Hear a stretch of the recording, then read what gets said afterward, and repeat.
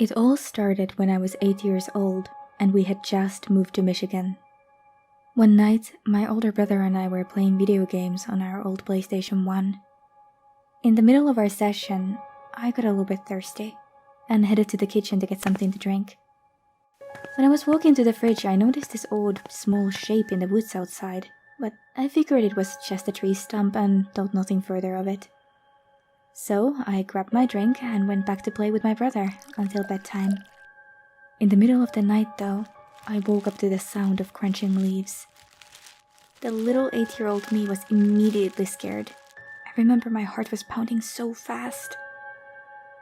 I got out of bed, pulled aside the curtain, and stared into the woods, but all I could see was the same shape that I'd seen earlier that night. Eventually, I managed to calm myself down and went back to bed.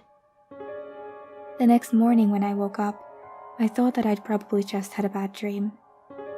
I'd soon learn just how wrong I was. I went downstairs for breakfast and poured myself a big bowl of cereal, but just when I was about to take the first bite, I suddenly felt sick.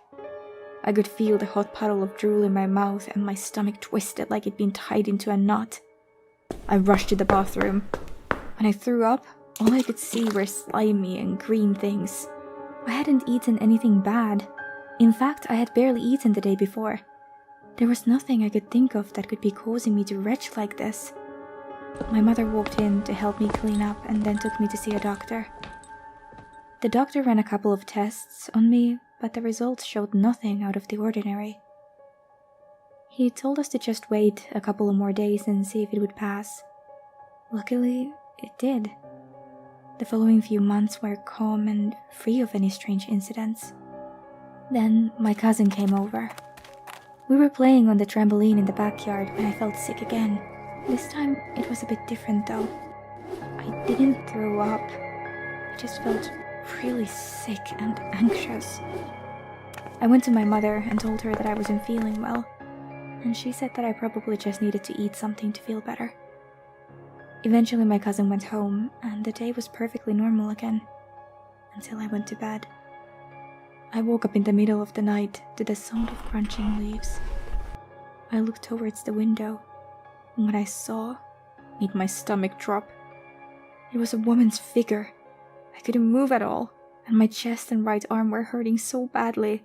I somehow managed to finally find my voice and screamed as loud as I could. My parents burst into the room. My mother called 911 while my father stayed with me, trying to comfort me. At that point, I think I just fainted. When I opened my eyes again, I was lying in a hospital bed. I ended up staying for 2 more days until I had properly recovered. Then years passed, and that strange woman didn't appear again. Around the time I turned 16, my family had to move to New York due to my father's job. On the day we were supposed to leave Michigan, I was finishing packing up my room. All of a sudden, I felt that strange wave of nervousness course through my body again. I immediately spun toward the window and froze. There she was, the same woman I had seen years ago.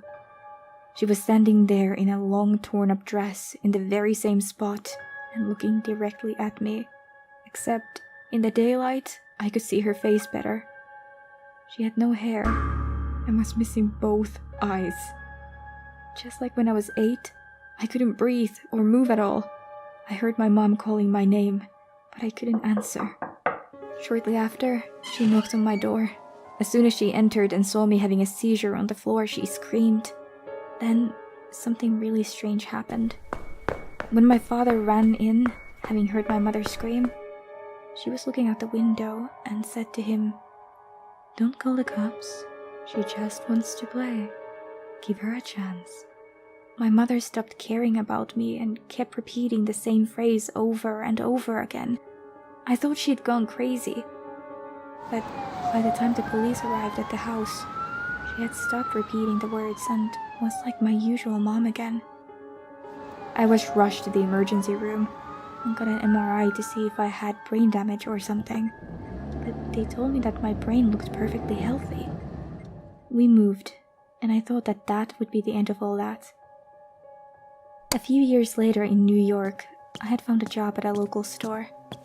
I was just about finished with my night shift, and about to lock the front door when I suddenly felt like someone was watching me.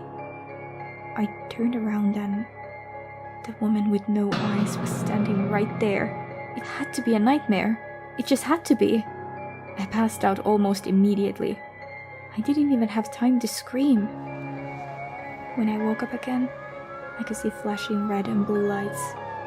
The emergency technician said that my heart had stopped beating for about 60 seconds. The woman with no eyes hasn't appeared since then. Maybe she thinks that she finally managed to kill me. Yet, I'm still alive.